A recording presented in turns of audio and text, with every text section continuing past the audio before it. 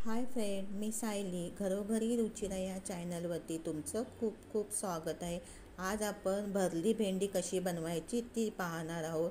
तर त्यासाठी मी इथे बघा खोबरं, बेसन, शेंगदाण्याचं कूट, हळद, मसाला आणि मीठ हे सगळं मिक्स करून घेतलेलं आहे. आणि त्यानंतर मी इथे गॅसवरती तवा ठेवलेला आहे. तवा आपला गरम झाला ना की त्याच्यामध्ये आपण तेल घालून घ्यायचं आहे. तेल चांगलं गरम करून घ्यायचं.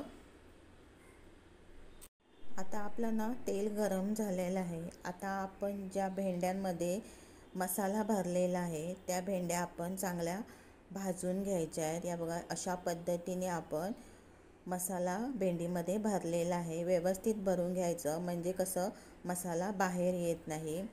तुम्ही तव्याऐवजी दुसरी खोलगट अशी कढई वगैरे वापरली तरीही चालेल.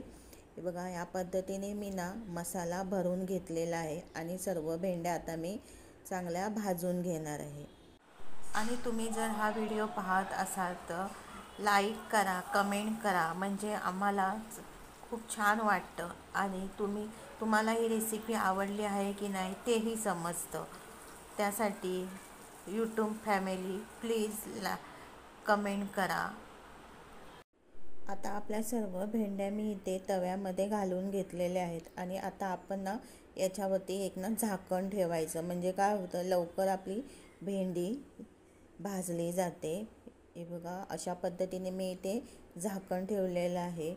ही भेंडी नंतर 10 मिनटानंतर आपण खोलून बघायचं आणि पलटी करून घ्यायचं, म्हणजे कसं सर्व भेंड्या चांगल्या भाजल्या जातात. आणि परत झाकण त्याच्यावरती ठेवायचं. अशा पद्धतीने ना दोन्ही साईडने चांगल्या भेंडी आपण भाजून घ्यायची आहे. आता हे बघा, दुसऱ्या साईडने पण मी ना पलटी करून घेतलेलं आहे. आणि आता आपण ना परत याच्यावरती झाकण ठेवायचं. 5 ते 10 मिनटं झाकण ठेवायचं आणि परत खोलून बघायचं आपली भेंडी तयार आहे की नाही. ते